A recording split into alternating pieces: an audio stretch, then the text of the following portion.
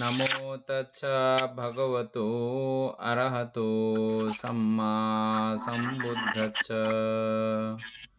জগৎ পূজ্য মহাকারণিক তথাগত সম্যক সম্বুদ্ধ শ্রীচরণে কৃতজ্ঞ প্রণাম নিবেদন করে প্রজ্ঞাপারমিতে অংশগ্রহণকারী সকল উপাসক উপাসিকাগণের নিরোগ দীর্ঘায়ু সুখী জীবন তথা জ্ঞান বিমণ্ডিত জীবন কামনায় শুরু করতে চলেছে আজকের মহাপরিনির্বাণ সূত্র আলোচনা ক্লাস।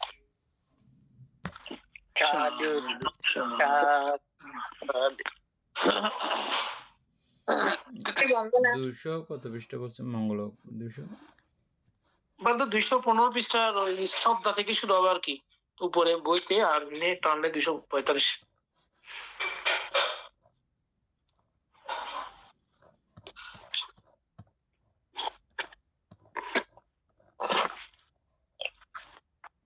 আরম্ভ করে।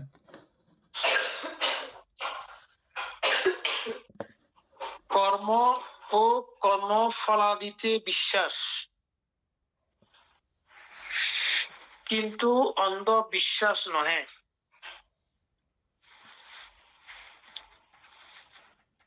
যুক্তিসঙ্গত বিশ্বাস বা পরোক্ষ জ্ঞান।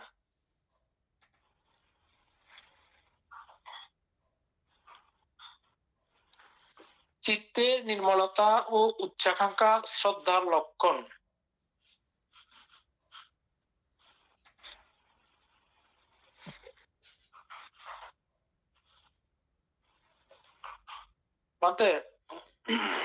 এই পরোক্ষ জ্ঞানের সঙ্গে আগে পরিচিত হন নাই, আগে এটা আমাদের ছিল না। হ্যাঁ, পরোক্ষ জ্ঞান। উপাসক সুপ্রিয় বাবু, যুক্তিসঙ্গত বিশ্বাস বা পরোক্ষ জ্ঞান, এই কথাটাকে একটু করেন তো, বিশ্লেষণ করেন তো।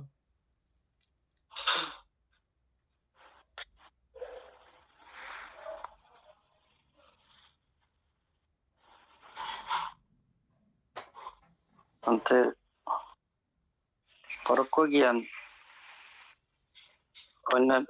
অন্যের মাধ্যমে যে জ্ঞান অর্জন করা যায়। উপাসক বলেন। আমি বলবো, বলতে পরোক্ষ জ্ঞান হচ্ছে পরখ করে দেখা, পরখ করে যেটা পরিচিত হয়, যেটা আমি ওই দিন বলছিলাম আপনার, মানে একজন বলছে যে ও পার হতে পারবে, তারপরে যিনি পার হচ্ছেন উনি পাকে নিয়ে নিয়ে টিপি টিপি পরখ করে এটাকে পরখ বলা হচ্ছে আর কি। বলতে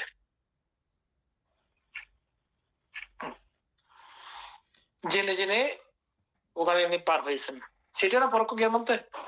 পরোক্ষ জ্ঞান মানে হচ্ছে যে অপরের জ্ঞান, মানে অপরের পক্ষ থেকে যুক্তিসঙ্গত, মানে অন্য একটা জ্ঞান লাভ করেছে, কিন্তু ওই জিনিসটা আপনাকে যুক্তিসঙ্গত ভাবে আপনাকে বুঝাই দিছে। বুঝাই দেওয়ার পরে আপনি যেই জ্ঞান অর্জন করলেন, এটা আপনার প্রত্যক্ষ জ্ঞান না। প্রত্যক্ষ মানে হচ্ছে যে আপনি নিজের স্বচক্ষে দেখেছেন, নিজের অনুভূতির জ্ঞান, এটা প্রত্যক্ষ জ্ঞান। আর পরোক্ষ জ্ঞান হচ্ছে যে আমরা যেমন এখন বই পড়ে যেটা অর্জন করতেছি, এটা পরোক্ষ জ্ঞান। যুক্তির মাধ্যমে আমরা এখন যেটা বই পড়ে অর্জন করতেছি, এটা আমাদের প্রত্যক্ষ জ্ঞান না। প্রত্যক্ষ জ্ঞান কখন হবে? যে চিত্ত সমাধিস্থ করে প্রত্যেকটা চিত্তের খণ্ড বিখণ্ডিত সমস্ত তালিজোড়া অংশ, সমস্ত প্রত্যয় উপাদান আদি যেদিন আপনি স্বচক্ষে দেখতে পেয়ে এগুলোকে মূল্যহীন, এগুলোকে অনাত্মা বলে, এগুলোকে দুঃখ বলে, এগুলো অতি দ্রুত গতিতে অনিত্য হয়ে যাচ্ছে, এরকম বলে যখন আপনি প্রমাণিত করতে পারবেন, এটা প্রত্যক্ষ জ্ঞান। আর এই জিনিসটা আমরা এখন ওই দৃষ্টিকোণে বলছিলাম পরখ করে দেখা, পরখ করে ইয়ে করা, আমি ওইভাবে আমরা এখন এটা বুঝি। এই বিষয়টাকে আমরা আমাদের জ্ঞান মেধা চর্চা দিয়ে প্রত্যেকদিন চর্চা করতে করতে এখন আমরা এই কথাটা এখন যেটা বললাম, অনিত্য দুঃখ অনাত্মা, এটা নানান যুক্তি তর্ক উপমার মাধ্যমে আমরা কিন্তু এদূর পর্যন্ত বুঝতেছি। কিন্তু এটা আমাদের স্ব-অনুভূতিকৃত জ্ঞান নয়। বুদ্ধের কথাতে এই অভিধর্ম চর্চার কারণে আমরা এভাবে বলতেছি যে এখন বিশ্বাস করতেছি। যারা একান্তই খুব ভালো রকমে অভিধর্ম চর্চা করেছেন তাদের অন্তত এই জ্ঞানটুকু আছে যে কিভাবে কত দ্রুত গতিতে এটা অনিত্য হচ্ছে এবং এখানে দুঃখ কিরকম এবং এখানে অনাত্মা কিরকম, এইটা আমাদের অন্তত এতদূর কিন্তু বোঝা হয়েছে প্রত্যেকের, যারা একান্তই এই অভিধর্ম অর্থসংগ্রহ বইটা বুঝেছেন। তারপরে আমরা ধর্মসঙ্গিনী আলোচনা করতে গিয়েও এটা আমাদের নানাভাবে আলোচিত হয়েছে, এটা বুঝেছেন। যাই হোক, যারা বুঝেন নাই তাদের জন্য কোনো অসুবিধা নাই, কারণ আমরা এটা পড়তে পড়তে আরও যে বইগুলো আছে এগুলো পড়তে পড়তে আপনাদের আরও পরিষ্কার হয়ে যাবে। বারবার কথাগুলো বলছি কেন? মহা আগ্রহ, মহা উদ্দীপনা তৈরি হওয়ার জন্যে, অধীর আগ্রহে, অধীর শ্রদ্ধায় যেন এটা আমরা করতে পারি। আর করলে সবচেয়ে বড় কথা হচ্ছে একটা বিশাল একটা লাভ আছে। যত বিশাল দুঃখের পাহাড় আসুক না কেন, আপনার কাছে এগুলো কিছুই মনে হবে না। সবকিছুই যেন হালকা অনুভূত হবে, সবকিছুকেই যেন আপনি খুব হাসি মুখে বরণ করতে পারতেছেন। দুঃখ আসুক, তাতেও কোনো রকমের আপনার হেলাডুলা টলা হবে না। সুখ আসলেও এখানে একদম নাচানাচি করার মতো ওই পর্যায়ে ওরকম অবস্থাও আপনার থাকবে না। একটা মধ্যস্থতাভাবে অবস্থান করা যায়। এটা জ্ঞানের জন্য অত্যন্ত সুখদায়ক এবং স্বস্তিদায়ক, আনন্দদায়ক।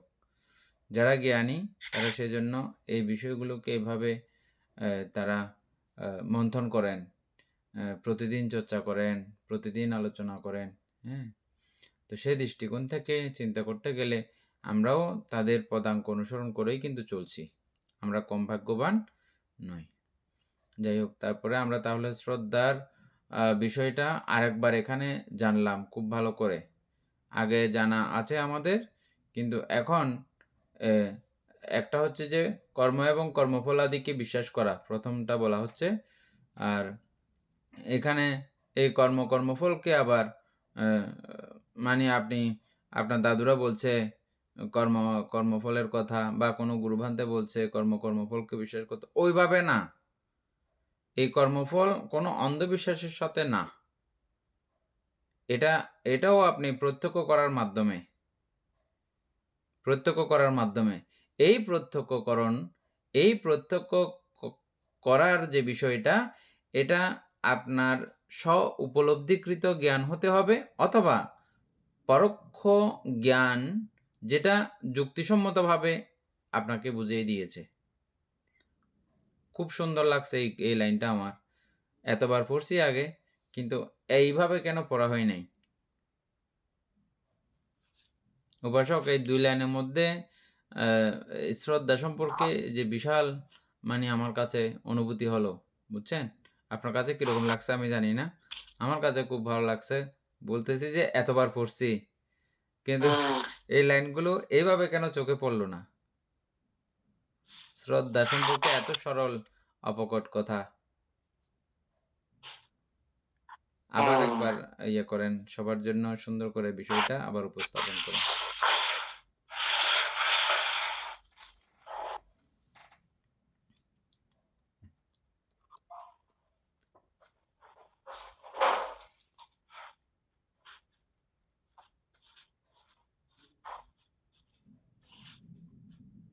বলেন উপাসক, আবার একবার। আমি বুঝে বলতাম। হ্যাঁ, ও আচ্ছা।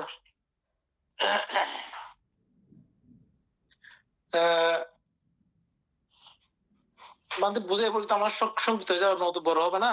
তারপরে আমি যেটা মানে বুঝছি আর কি, সেটা হচ্ছে কি, এইখানে পরোক্ষ জ্ঞান আমরা এইখানে যেটা নিচ্ছি সেটাও এক ধরনের পরোক্ষ জ্ঞানের মতো হচ্ছে, যে আমরা প্রতিদিন ক্লাস করতেছি। হ্যাঁ, এই ক্লাসের মধ্যে আমরা অনেক অজানা বিষয় জানতেছি। এখানে জানার কারণ হচ্ছে আমাদের মধ্যে এটা ব্যাখ্যাটা যুক্তিসঙ্গত হচ্ছে এবং এটা এটা বুদ্ধভাষিত এবং আমরা আলোচনা ভিত্তিতে এটাকে আমরা ধারণ করতেছি বিদায় এই জ্ঞানটা অর্জিত হচ্ছে। এখানে অবশ্যই শ্রদ্ধাটা বরাবর মতোই থাকতেছে।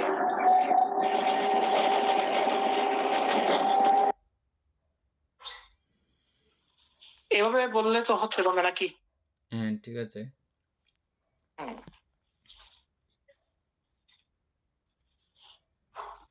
এটা আমরা সবসময় যেটা প্রাথমিক শ্রদ্ধার কথা যেটা বলতাম, আমি বলি বিশেষ করে প্রাথমিক শ্রদ্ধার কথা বা সম্মুখ দৃষ্টির কথা। সম্মুখ দৃষ্টির সঙ্গে শ্রদ্ধার সঙ্গে আবার কিন্তু এখানে রিলেশন আছে, এটা আপনারা জানেন।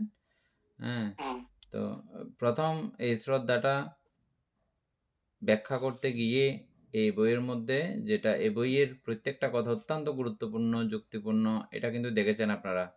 এবং অভিধর্ম অর্থসংগ্রহ এই বইয়ের কথাগুলোকে ফেলে দিতে পারবে না। পারছিল এই পর্যন্ত কোনো কথা?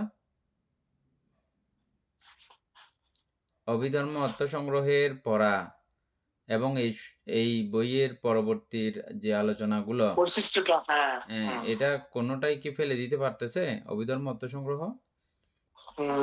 না, বলতে পারতেছে না, বরঞ্চ ওই অভিধর্ম অর্থসংগ্রহকে আরো সমৃদ্ধ করতেছে এই কথাগুলো আমাদের কে না। তো সেই দৃষ্টিকোণ থেকে বলতেছে যে কর্ম ও কর্মফল আদিতে বিশ্বাস, এটা হচ্ছে যে মূলত শ্রদ্ধা। এরপরে আবার প্রশ্ন, কিন্তু এটা বলতে আমরা প্রথমেই পাইছিলাম শ্রদ্ধার অপর নাম কর্ম, কর্মফল বিশ্বাস করাটা, কিন্তু আমরা এখন গভীরভাবে জানলাম আরো সেটাই। এরপরে বলতেছে যে অন্ধবিশ্বাস নয়, এই কর্মফলকে আপনি অন্ধভাবে বিশ্বাস করবেন এমন না, এটাকে অন্ধভাবে বিশ্বাস করা যাবে না। কিভাবে বিশ্বাস করতে হবে? বিভাজ্যবাদের মাধ্যমে। হ্যাঁ, এটা মনে রাখবেন সব সময়, এটা বলে দিলে একদম কাম শেষ। তাহলে যুক্তিসঙ্গত বিশ্বাস, যুক্তিসঙ্গত ভাবে কেউ আপনাকে ওই বিষয়টা বুঝাই দিল, এখানে বা দেওয়া আছে যুক্তিসঙ্গত বিশ্বাস অথবা পরোক্ষ জ্ঞান।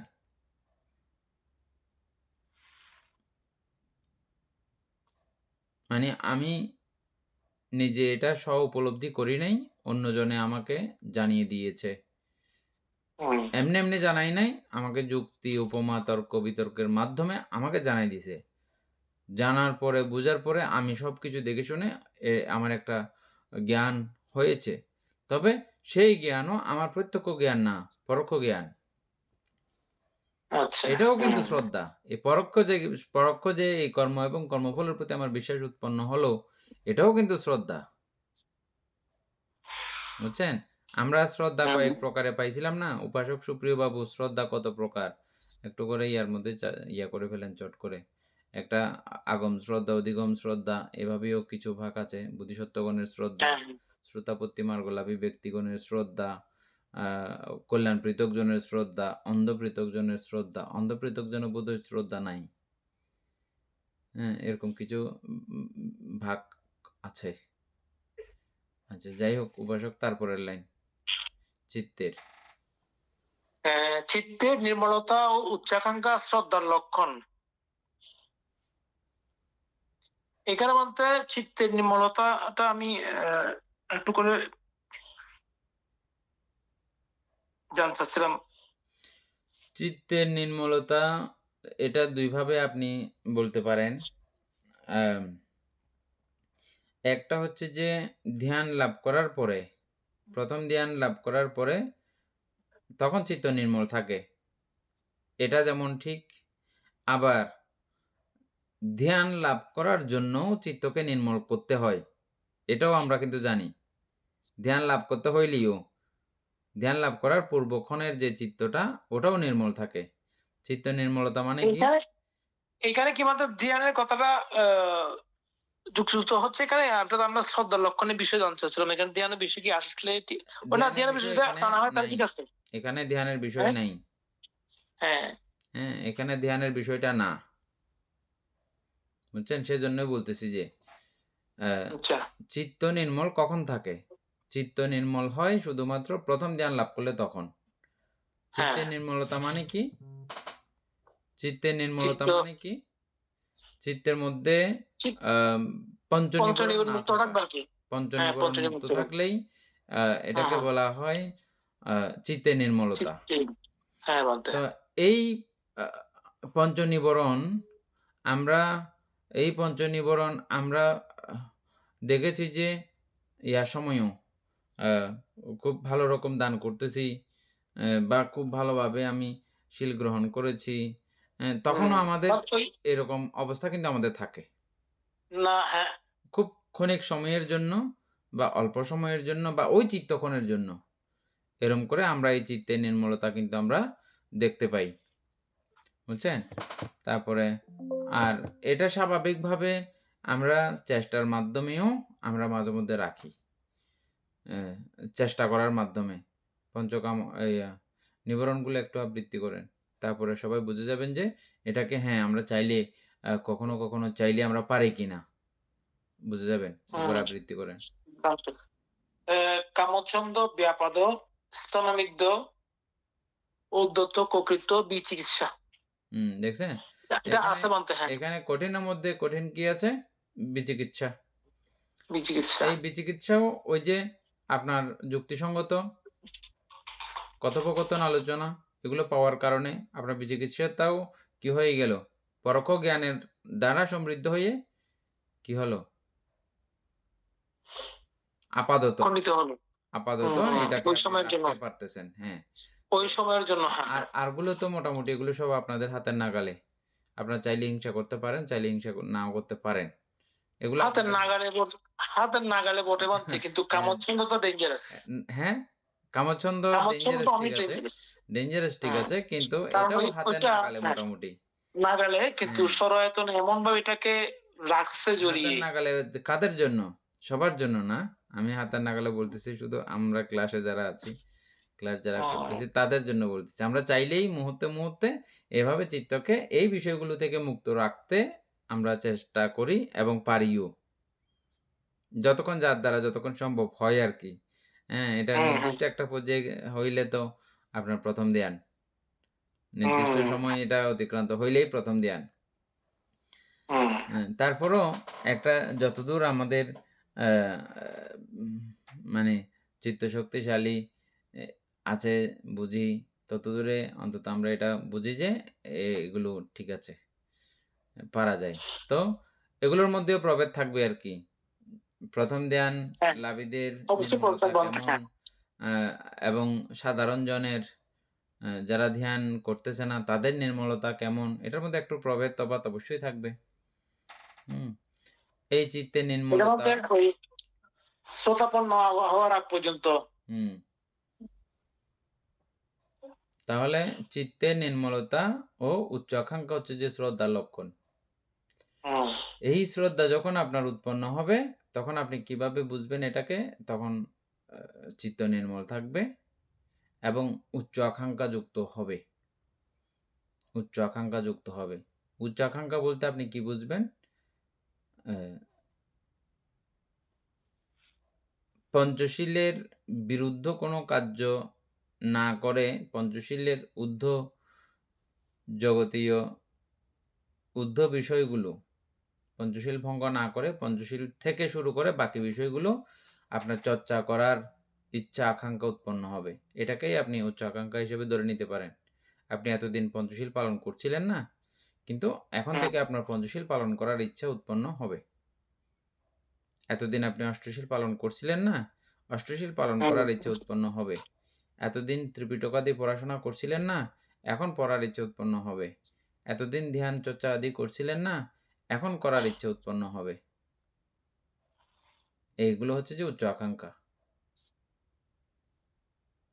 এটা হচ্ছে যে তবে এটা হ্যাঁ বানতে এটা যখন দেখবেন আপনার মধ্যে, তাহলে বুঝবেন যে আপনার কাছে শ্রদ্ধা আছে। এটা হচ্ছে শ্রদ্ধা চিনার লক্ষণ। এত সুন্দর করে এখানে ইয়ে করা হয়েছে। আমরা শ্রদ্ধা নিয়ে খুব এত সুন্দর। করলাম না। হ্যাঁ, বা এরকম করে মিলিয়ে দেওয়া হয় না আর কি। 2 লাইনেই তো মনে হচ্ছে যে পুরো শ্রদ্ধা বুঝে গেছি। হ্যাঁ, এখানে মধ্যে উচ্চাকাঙ্ক্ষার শ্রদ্ধাটা আরো সুন্দরভাবে আসে। তো আমাদের মধ্যে এখন আগে যে আমরা বন্দনাদি করতাম বা পঞ্চশীল অশ্লীল নিতাম, হুম ওই সময়ের কার বিষয় আর বর্তমানে বিষয়ের মধ্যে ডিফারেন্সটা আসছে। এটাই হচ্ছে উচ্চাকাঙ্ক্ষা শ্রদ্ধার লক্ষণ। এটাও হতে পারে মানতে উচ্চাকাঙ্ক্ষা নাকি? অবশ্যই। হুম। তার যেমন যেমন স্বচ্ছ শরীরে চন্দ্র সূর্যের স্বরূপ প্রতিফলিত হয়, তেমনি শ্রদ্ধা নির্মল চিত্তেই কর্মফল ও বুদ্ধাদি শ্রদ্ধেয় বস্তু গৃহীত হয়। এ- এখানে এই শ্রদ্ধা যখন আপনার পরিপূর্ণ পরিপুষ্ট থাকে, তখন বুদ্ধাদি না, কর্ম এবং কর্মফল এবং বুদ্ধ ধর্ম সঙ্গ বা শ্রদ্ধেয় বস্তুগুলো আপনার কাছে তখন গৃহীত হবে। পঞ্চশীল বিরোধ জাতীয় ওই জাতীয় কিছু আপনার চিত্তে গৃহীত তখন হবে না। হ্যাঁ, মানে অকুশলটা গৃহীত হবে না তখন। হ্যাঁ, যেমন উদাহরণ, স্বচ্ছ শান্ত ঢেউহীন পুকুরের মধ্যে চাঁদ এবং সূর্যের প্রতিচ্ছবি সরাসরি দেখা যায়। এগুলো পানিগুলো একটুও যদি কাঁপে, পানি যদি ঘোলা থাকে, তাহলে কিন্তু এগুলো দেখা যায় না। স্বচ্ছও হতে হবে এবং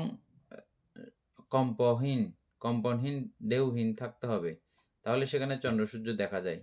ঠিক সেইভাবে এই শ্রদ্ধা যখন উৎপন্ন হয়, তখন আপনি কর্ম এবং কর্মফল এগুলো খুব ভালো রকম বুঝবেন। বুঝার পরে, জানার পরে বুদ্ধ সহ আরো যত শ্রদ্ধেয় বিষয়াদি আছে, এগুলোই আপনার চিত্ত গ্রহণ করবে, গৃহীত হবে। এগুলো আপনার দ্বারা সম্পাদিত হবে।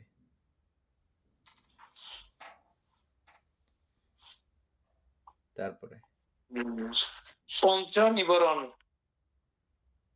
কামচ্ছন্দ ব্যাপাদ স্তনমিদ্য ঔদ্ধত্য ককৃত্য বিচিকিৎসা নিবৃত থাকে। উপাসক সুকুমার বাবু, আপনি কামছন্দ সম্পর্কে বলেন তো একটু। কামছন্দ কাকে বলে?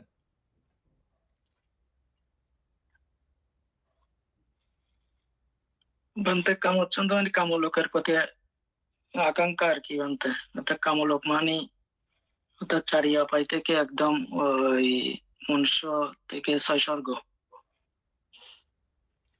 তারপরে কামনা বাসনা বলতে।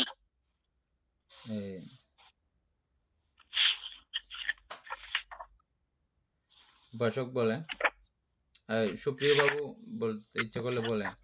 তারপরে আরো আমাদের উপাসক, এটা কি নাম যে, সুশান্ত বাবু বলতে ইচ্ছে করলে বলেন।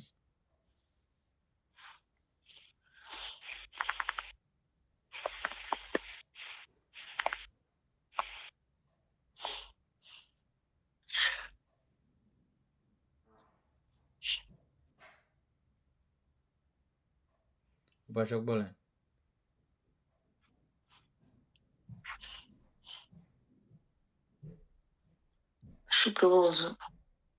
সুপ্রিয় বাবু বলেন, আপনি বলেন। বলতে কামচ্ছন্দ হচ্ছে কি, আমরা দৈনন্দিন জীবনে আমাদের মধ্যে যে সমস্ত ইচ্ছা, কাম হচ্ছে ছন্দ মানে ইচ্ছা, যে সমস্ত স্বর আয়তন দ্বার দিয়ে বিষয়গুলো উৎপন্ন হয় পরিবারের, হ্যাঁ, এটা কি বলা হয়, পরিবারের সবকিছুর প্রতি, আসবাবপত্রের প্রতি, খাবারের প্রতি, হ্যাঁ, এটা এমনি স্বরেন্দ্র দিয়ে হচ্ছে চক্ষু দিয়ে আমরা যে সমস্ত রূপগুলো দেখি, এগুলো আমাদের মধ্যে ভালো যে মানে পছন্দের জিনিস হলো আমরা এটাকে পছন্দ করি, পেতে চাই। হ্যাঁ, যখন কোনো কিছু খারাপ আমার পছন্দ হয় না, তখন এটার উপর আমার হিংসা উৎপন্ন হয়। এগুলো সবকিছু মিলে দৈনন্দিন জীবন সবকিছু মিলে এগুলো আমাদের কামচ্ছন্দের মধ্যে পড়ে আর কি, আমি মনে করি এরকমই। হ্যাঁ, ঠিক আছে সুকন বাবু, ঠিক আছে, আপনি সুন্দর করে বলছেন। স্বরেন্দ্রিয় দ্বারা যেগুলো কামনীয় বিষয় আছে, কাম উৎপন্ন করা, ছন্দ উৎপন্ন করা বা রাগ উৎপন্ন করা, বা এটাকে বইয়ের ভাষায় নন্দীরাগও বলা হয়, নন্দীরাগ। তারপরে ব্যাপাদ, ব্যাপদ বলতে হিংসা, থিনমিদ্য, আলস্য, জড়তা, তারপরে অদ্বৈত ক্রকৃত্য, চঞ্চলতা, বিচিকিৎসা, সন্দেহ। কিসের সন্দেহ? বলতে সন্দেহ হচ্ছে বুদ্ধ ধর্ম সঙ্গের প্রতি সন্দেহ, আর এক্ষেত্রে বুদ্ধ আর বলতে আমরা কি বুঝবো? বলতে ঠিক আছে, এটা উত্তর ঠিক আছে।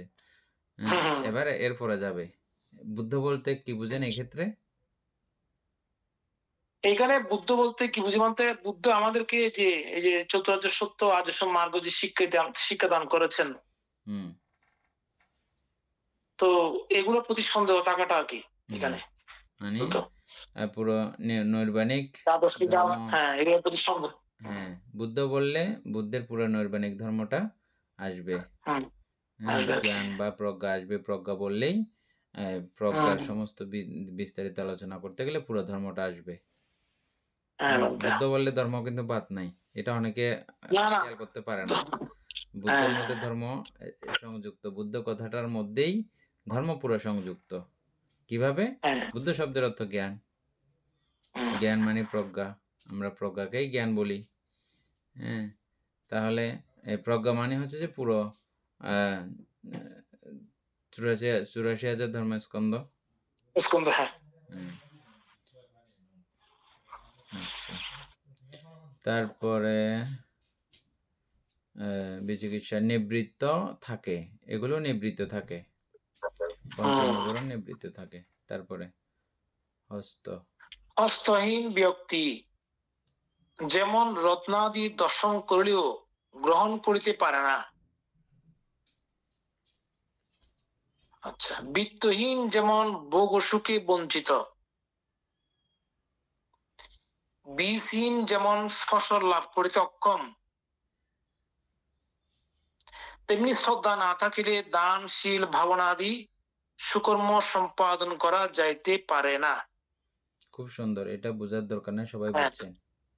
এটা সুন্দর করে বোঝানো হয়েছে বলতে, ক্লিয়ার করে। রিপিট করেন আরেকবার লাইনগুলো। কি কি করা যায় না? শ্রদ্ধা না থাকলে কি কি করা যাবে না?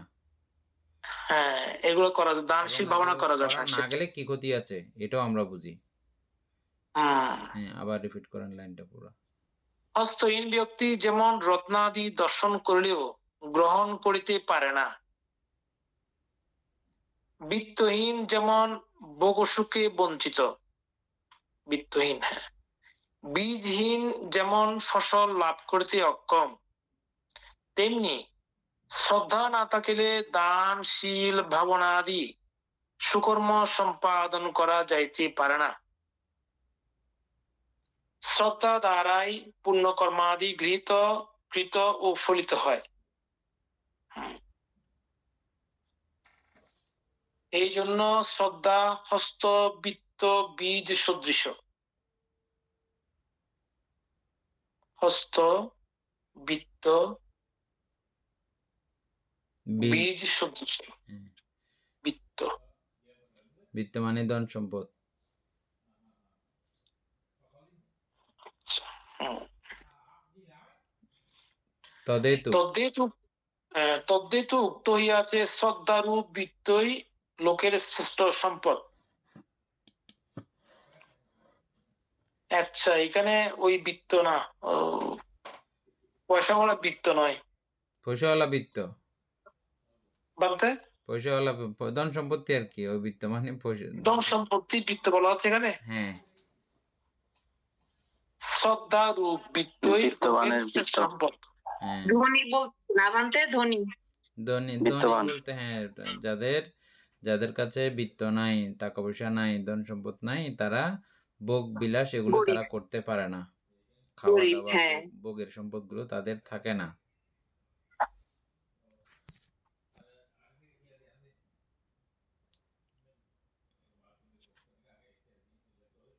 ঠিক একইভাবে শ্রদ্ধা না থাকলে আপনি দানশীল ভাবনা, কুশল কর্ম আদি সম্পাদন করতে পারবেন না। এগুলো সম্পাদন করতে হলে শ্রদ্ধা লাগবেই। শ্রদ্ধা ছাড়া এগুলো করা যায় না। তদেতু উক্ত হইয়াছে। বলতে এখানে তারপর আমার মধ্যে কেমন জানি ক্লিয়ার হচ্ছে না, শ্রদ্ধারূপ বৃত্তই, এখানে শ্রদ্ধাটাকে মানে শ্রদ্ধাকে ধনের সঙ্গে তুলনা করা হয়েছে। আমি শ্রদ্ধা সম্পদ, আমি বলতে এটা বুঝেছি, শ্রদ্ধা সম্পদটাই বলা হচ্ছে মনে হয় যে এখানে, ওই ধনী নয়, পয়সাওয়ালা ধনী নয়, এটা শ্রদ্ধা সম্পদটাকে বলা হচ্ছে এখানে, অর্থাৎ লোকের শ্রেষ্ঠ সম্পদ। হ্যাঁ, হাত থাকলে আপনার সম্মুখে অলংকার আদি থাকলে আপনি নিতে পারবেন, হাত না থাকলে নেওয়া সম্ভব। এই ক্ষেত্রে হাতের সঙ্গে তুলনা করা হয়েছে শ্রদ্ধাকে। ঠিক আছে। তারপরে যারা গরিব মানুষ, ওরা হাজার ধন থাকুক, ভোগ বিলাসের জিনিস থাকুক, ওরা খেতে পারবে না, ওরা ব্যবহার করতে পারবে না। টাকা যাদের আছে তারাই সেটা ব্যবহার করতে পারে, অন্যরা সেটা পারে না। ঠিক একই রূপে শ্রদ্ধা যাদের কাছে আছে তারাই দানশীল ভাবনা পুণ্যকর্ম আদি করতে পারে, শ্রদ্ধা যাদের কাছে নাই তারা দানশীল ভাবনা পুণ্যকর্ম করতে পারে না। তারপরে হচ্ছে যে বীজ থাকলে ও জমি থাকলে ও চাষ করতে পারবে, যে কিন্তু বীজ না থাকলে জমি থাক না হাজার, ও বীজেই নাই, ও কিভাবে চাষ করবে? ঠিক একইভাবে শ্রদ্ধা থাকলে আপনি দানশীল ভাবনা আদি করতে পারবেন, না হলে সম্ভব না। তদেতু উক্ত হইয়াছে শ্রদ্ধারূপ বিত্তই লোকের শ্রেষ্ঠ সম্পদ। এটা যক্ষ করছিল বুদ্ধকে, আলাবক যক্ষ। দেব এবং মনুষ্যগণের সর্বশ্রেষ্ঠ সম্পদ কি? তারপরে অন্যান্য সম্পদকে কেন সম্পদ না বলেছেন সেটারও খুব সুন্দর ব্যাখ্যা বুদ্ধ সেখানে দিয়েছেন, এবং কেন শ্রদ্ধাকে সম্পদ বলেছেন এটারও খুব সুন্দর বর্ণনা আছে। ইতিমধ্যেই আপনারা বুঝে গেছেন শ্রদ্ধা কেন সর্বশ্রেষ্ঠ সম্পদ। এটা পড়ার কারণেই আপনাদের অনেক আইডিয়া হয়েছে এখন। হ্যাঁ, দেব এবং মানবের সর্বশ্রেষ্ঠ সম্পদ হচ্ছে যে শ্রদ্ধা। প্রথমে শ্রদ্ধা, মানে সর্বশ্রেষ্ঠ। নাইলে খুব সাংঘাতিক কথা বলছিল বুদ্ধকে সেদিন, এরকম কথা, ডাইন পা বাম পা দুই হাতে ধরে ছিঁড়ে ফেলবে, ছিঁড়ে গঙ্গার অপর পারে এক পা ফেলে দেবে, এক সাইড, আর এক পাশে এক সাইড ফেলে দেবে, এরকম করে বলছিল বুদ্ধকে। অথবা করে দেবে, হৃৎপিণ্ড মুচড়ে দেবে, কচালে দেবে, দুইটা বলছিল। প্রশ্নের না, বুদ্ধ সরাসরি গেছিলেন যে, বুদ্ধ না ওনাকে দমন করছিলেন নাকি? আচ্ছা, না, তাহলে এটা আরেকটা। আচ্ছা, ঠিক আছে। তারপরে তারপরে তখন বুদ্ধ খুব সুন্দর করে বুদ্ধ গুণ প্রকাশ করলেন, বুদ্ধ শক্তি প্রকাশ করলেন যজ্ঞের কাছে, খুব সুন্দর করে বলছে, দেখো আমি দেবনর মনুষ্য লোকে ব্রহ্মলোকে এমন কোনো সত্য বা প্রাণী দেখছি না যারা বুদ্ধকে ছিঁড়তে পারে এবং বুদ্ধের হৃদয় মর্দন করতে পারে, এমন কোনো শক্তিধর ব্যক্তি পুদ্গল নাই। তথাপিও তুমি প্রশ্ন করো, আমি তোমার উত্তর দিব। এইভাবে বলেছিলেন। খুব সুন্দর এমনি ওই সূত্রটা, আমরা কোনো একদিন পড়ে নেব আর কি। ঠিক আছে আমার কাছে।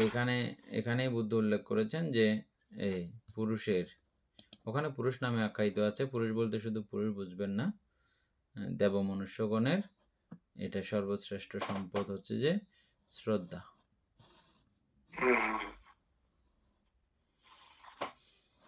আচ্ছা, শ্রদ্ধা দ্বারাই পাথেয় বাধা হয়।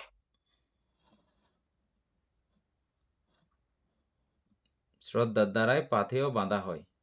পাথেয় মানে আমাদের পুণ্যকর্মগুলো আর কি, পথের খরচ। পাথেয় মানে পথের খরচ। হ্যাঁ। এখন আমরা পাথেয় বলতে টাকা বুঝি, তারপরে হুম। তৎকালীন সময়ে টাকার ব্যবহার ছিল না, তৎকালীন সময়ে পথে যাইতে যাইতে খাবার নিত মানুষে, শুকনা খাবার যেগুলো হালকা, অনেক দূর বহন করে নিতে পারে, জিরা এবং গুড়, এগুলোকে পাথেয় হিসেবে এ করতো, অথবা ছাতু। একটা খাইলে পানি আচ্ছা। খাইলে অনেকক্ষণ মানে পেটে থাকে, এগুলো দীর্ঘ পথ হাঁটার জন্য, অতিক্রম করার জন্য এই জাতীয় খাবার ব্যবহার করতেন তৎকালীন সময়ের মানুষ। এগুলোকে পাথেয় বলতো।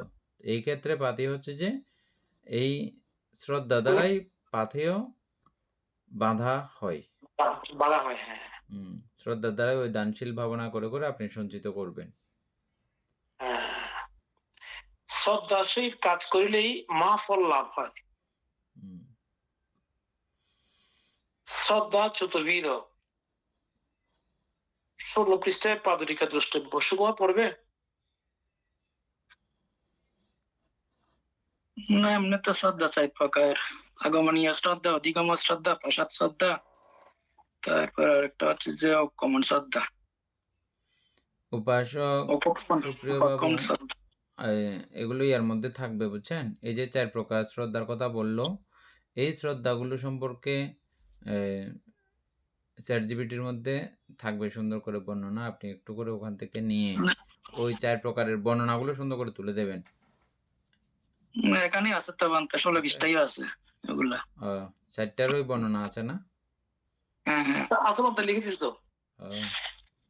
অর্থাৎ আগমনীয় শ্রদ্ধা হচ্ছে যে বানতে, অর্থাৎ বোধিসত্ত্বগণের নিকটেই থাকে এগুলা আগমনীয় শ্রদ্ধা। কিরকম, এটা উদাহরণ দিতে পারবে? তার মধ্যে আগমনীয় শ্রদ্ধা সর্বজ্ঞ ও বোধিসত্ত্বগণের নিকট থাকে। বুঝলাম, থাকে তো বুঝলাম, উদাহরণ? উদাহরণ বানতে তৈলি তো বুদ্ধিগণে বোধিসত্ত্বগণ পালিত বুদ্ধত্বের উদাহরণ হচ্ছে যে এরকম, দেখেন, যেমন বোধিসত্ত্বগণ যখন জালি কৃষ্ণাকে চাইল দাসী হিসাবে, কর্মচারী হিসাবে যখন চাইল, তারপরে মাদ্রীদেবীকে যখন চাইল, যুযুক ব্রাহ্মণ এসে, যুযুক ব্রাহ্মণ না, মাদ্রীদেবীকে কে চাইছিল? যে কোনো একজন ব্রাহ্মণের বেশ ধরে এসে একজনে চাইছিল, তাও একটা ব্রাহ্মণের বেশ ধরে। আর জালি কৃষ্ণকে চাইছিল যুযুক ব্রাহ্মণ। তো তাদেরকে দুইবার ভাবা নাই, দুইবার চিন্তা করা নাই, আমার ছেলেমেয়েকে কিভাবে দাসী হিসেবে দান করে ফেলবো, দিয়ে ফেলবো, এটা দুইবার ভাবা নাই।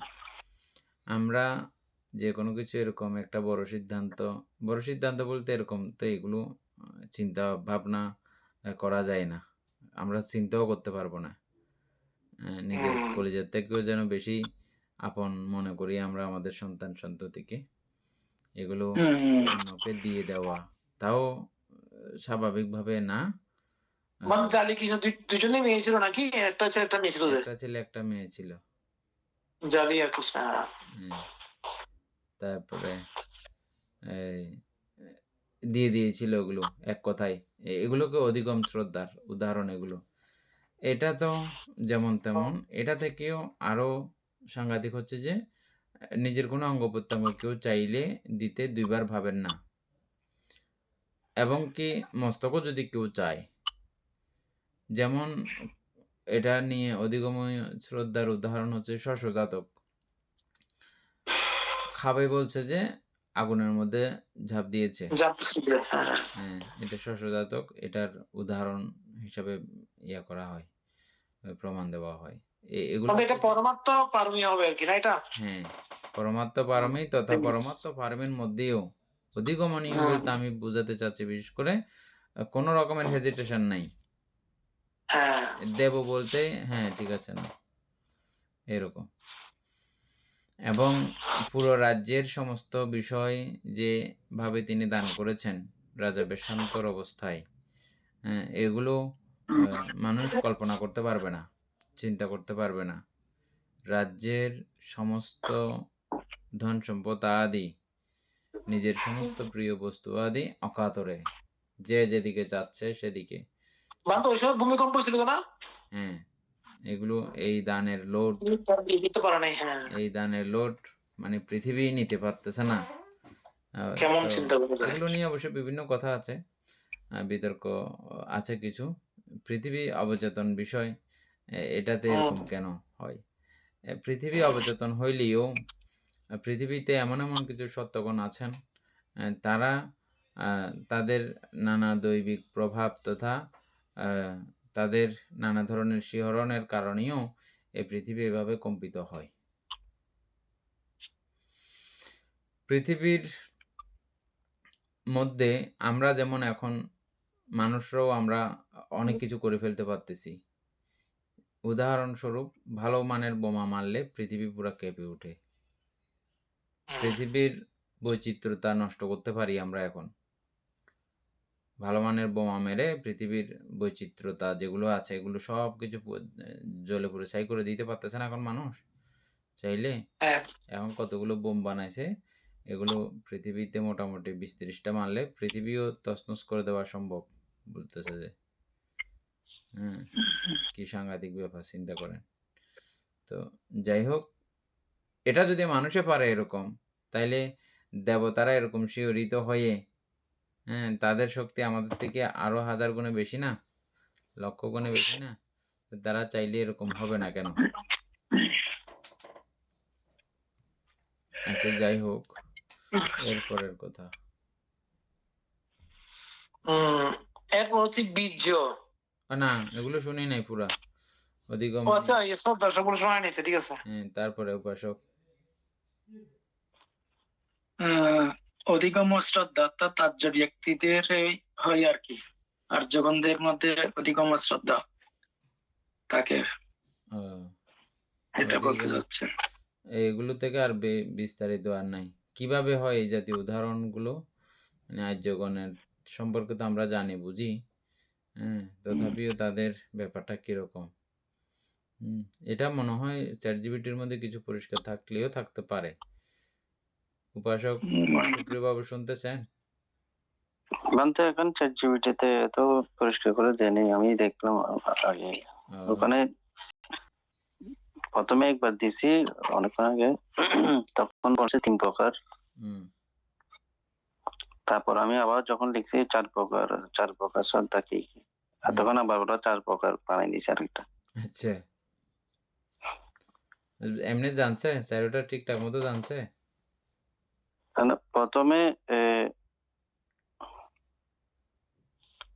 প্রথমে যেটা দিয়েছিল 3 প্রকার শ্রদ্ধা, প্রথম যেটা আমি দিছে বলি, এটাও ভুল না, শ্রদ্ধার বিবিধ রকমের প্রকারভেদ আছে। শ্রদ্ধা 3 প্রকার দিয়েছে। প্রথমে দিয়েছে যে আকম্পনীয় শ্রদ্ধা, অটল, অচল, অটল শ্রদ্ধা। যেমন যে শ্রদ্ধা অচঞ্চল, নড়ে না, টলে না, এটি 4টি স্থানে দৃঢ় হয়: বুদ্ধের প্রতি, ধর্মের প্রতি, সংঘের প্রতি, আর্যশীলের প্রতি। যেটা এক অকম্পনীয় শ্রদ্ধা, যেটা ওইটা। সুকুমার বাবু আপনার ইয়াতে আছে না অকম্প শ্রদ্ধা একটা আছে না, অকম্পনীয় শ্রদ্ধা, অকপ্পন শ্রদ্ধা, যেটা 4 নাম্বার। এই অকপ্পন শ্রদ্ধা হচ্ছে যে এটা মানে কম কাঁপে না। কোথায় কোথায় কাঁপে না? এটা এই 4 জায়গাতে বুদ্ধের প্রতি, ধর্মের প্রতি, সংঘের প্রতি, আর্যশীলের প্রতি। আর্যশীলের প্রতি। আর্যশীল কাকে বলে?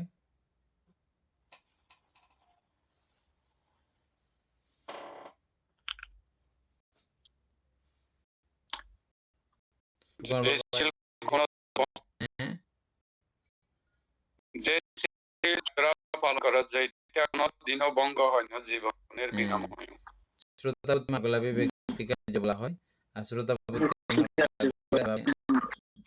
তারা জীবনের বিনিময়েও শিল ভাঙতে পারে না।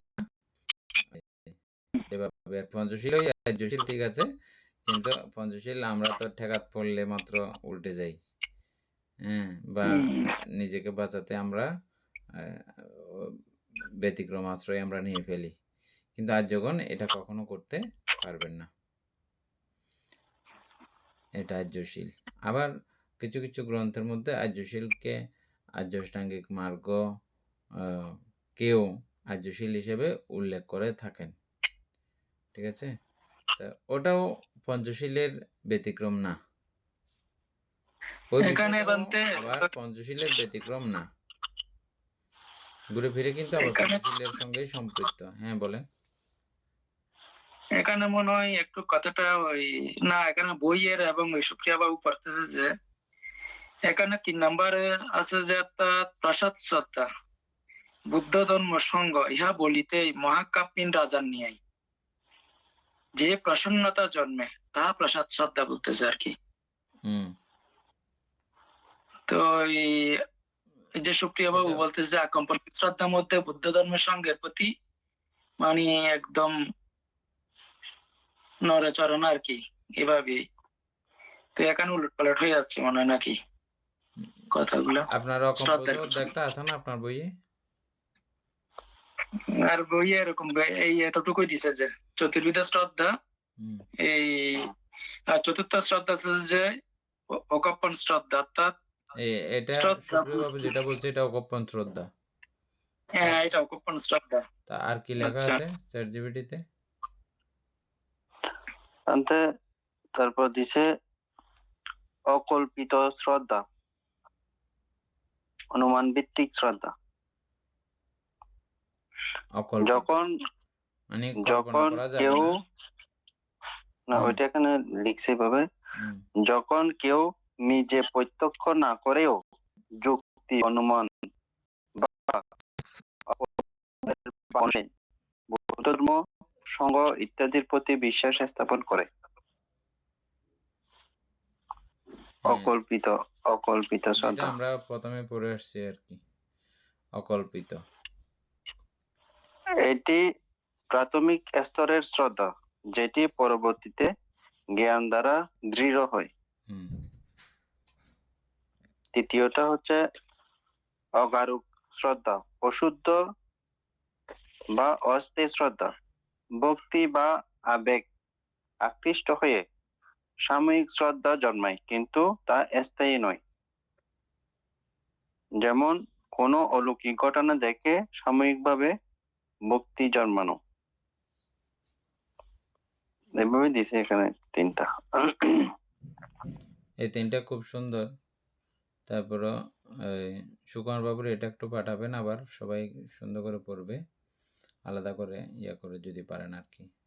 আর সুপ্রিয় বাবু তিনটা যে জায়গায় যেভাবে আছে ওটাও পাঠাবেন, চারটাও পাঠাবেন। আরো বিভিন্ন রকমের প্রকারভেদ আছে শ্রদ্ধার বিভিন্ন বইয়ের মধ্যে। আচ্ছা, এরপরে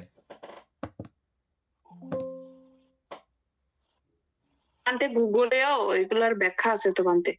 হ্যাঁ, সুন্দর করে। গুগল থেকে চ্যাট জিপিটি এখন উন্নত।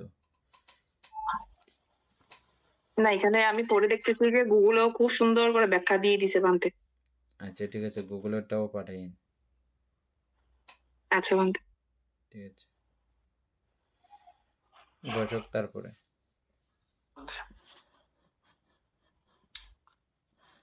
তারপর হচ্ছে বীর্য, অধ্যবসায়, কার্য আরম্ভ ইহার স্বভাব, বাধার পর বাধা অতিক্রম ইহার কৃত্য।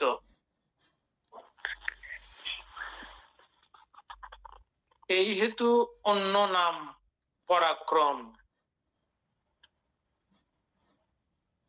চিত্তের ক্রমিক গতি রক্ষা করে বলিয়া ইহা উৎসাহ।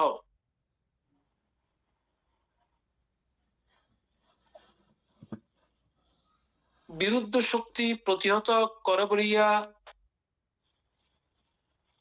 স্থাম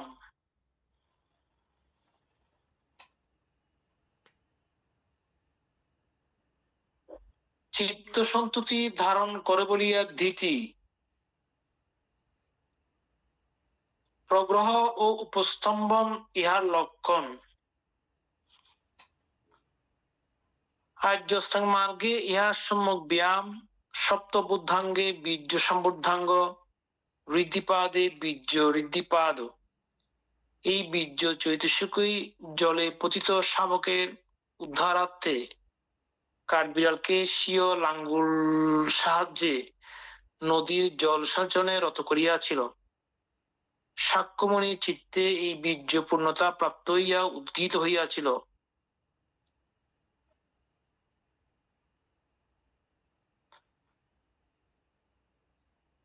ইহাসনে শুষ্যতু মে শরীরং তগস্থি মাংসাং প্রলয়ঞ্চ ইয়াতু অপ্রাপ্য বুধিং বহুকল্প দুর্লভং নৈবা সানাং কায়মত সলিষ্যতে। এটা খুব সুন্দর একটা ইয়ে আছে, তো কবিতা আছে এটা। হ্যাঁ মানতে এটার পুরুষের মনে হয়। এ আসনে দেহ মোর যাক শুকাইয়া, চর্মহস্তি মাংস যাক প্রলয়ে ডুবিয়া, নালবিয়া বুদ্ধিজ্ঞান দুর্লভ জগতে, টলিবে না দেহ মন এই আসন হতে। নিচে আছে মন্ত্রীটা বাংলা লেখা আছে তো, লেখা আছে। আচ্ছা, তারপর আমি এখানে এটাতে বীর্য সম্পর্কে যেটা বলতে চাচ্ছি, আমরা এমনি বইও পাবো।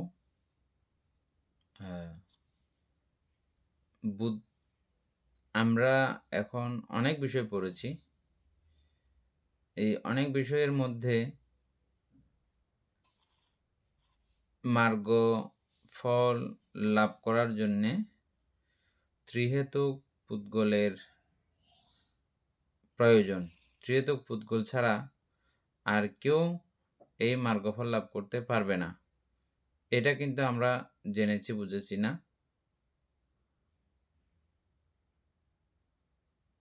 মনে আছে এটা? ত্রিহেতুক পুদ্গল ছাড়া অন্য কারো পক্ষে প্রথম ধ্যান তথা মার্গফল আদি লাভ করা সম্ভব নয়। তাহলে বুদ্ধ আমাদেরকে কি ওই বিষয়ের উপরে দাঁড়িয়ে থাকার জন্য বলেছেন কি? ওই বিষয় আমি ত্রিহেতুক না বলে ওরকম জায়গাতে দাঁড়িয়ে স্থির থাকতে বলেছেন কি? না বলতে কি বলেছেন? এটাই বলেছেন, মানে এই বীর্য, এই পরাক্রম, এটার কথাই বলেছেন।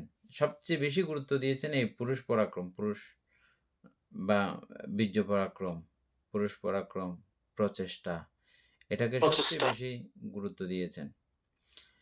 পারমি আছে পারমি নাই ওই জাতীয় কোনো বিষয়কে গুরুত্ব দেননি, শুধু গুরুত্ব দিয়েছেন এই বীর্য এবং পরাক্রমকে।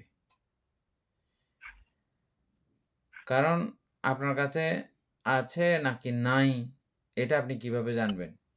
আপনি ত্রিহেতুক বা ত্রিহেতুক নয় এটা জানার বোঝার কোনো উপায় নাই।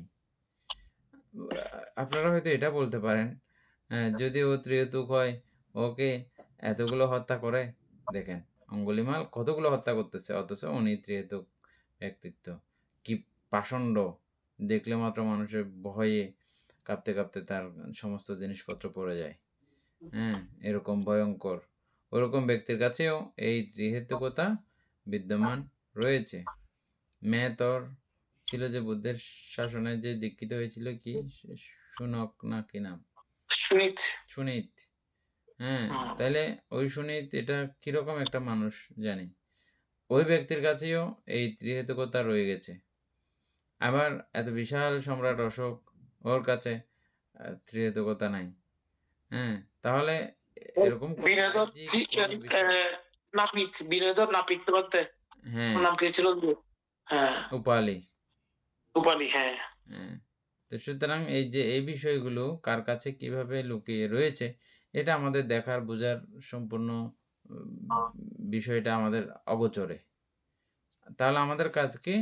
আমাদের কাজ হচ্ছে বীর্য পরাক্রমী হয়ে যেটা শিখেছি, যেটা বুঝেছি, ওই অনুসারে জীবন যাপন করে যাওয়া। এটা হচ্ছে বুদ্ধের শিক্ষা, অধ্যবসায় বা বীর্য পরাক্রমী হয়ে কাল যাপন করা। যখন হবে হবে, আমি আমার প্রচেষ্টা অব্যাহত রেখে যাব এই হতে সেই পর্যন্ত।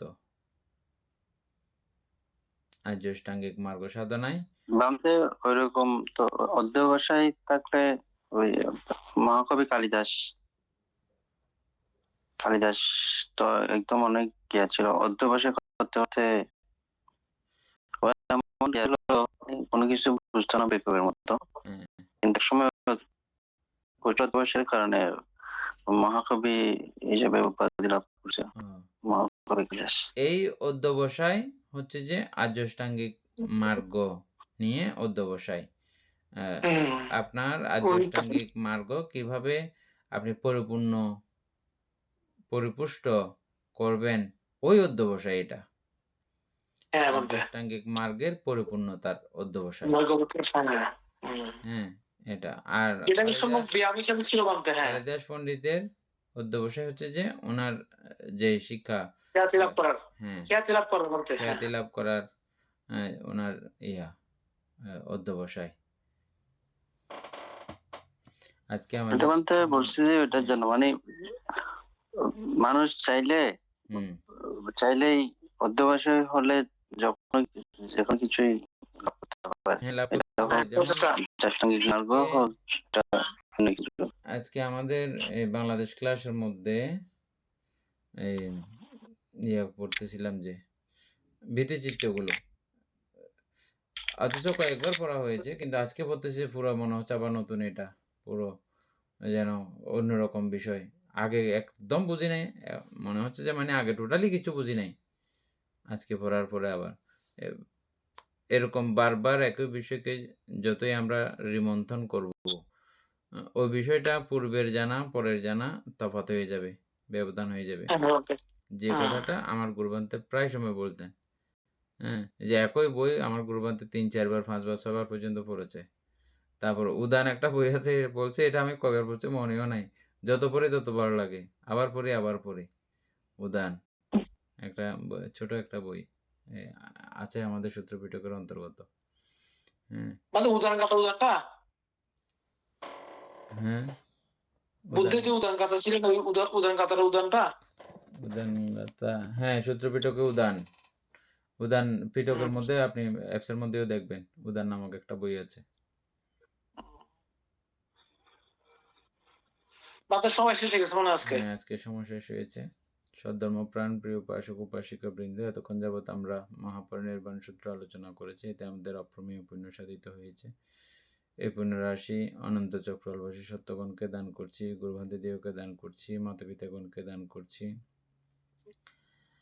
এবং এই পুণ্যের কাছে আমরা প্রত্যেকে প্রার্থনা করব নির্বাণ লাভ অবধি অসৎ ব্যক্তি, মূর্খ ব্যক্তি, পাপ ও মিত্রের সংসর্গ লাভ না করে সদা সর্বদা জ্ঞানদর্শী কল্যাণ মিত্রের সান্নিধ্য সংসর্গ লাভ করতে সক্ষম হই। এইরূপ সাধু কামনা পোষণ করে আজকের মতো ক্লাস এখানেই সমাপ্ত করছি। সাধু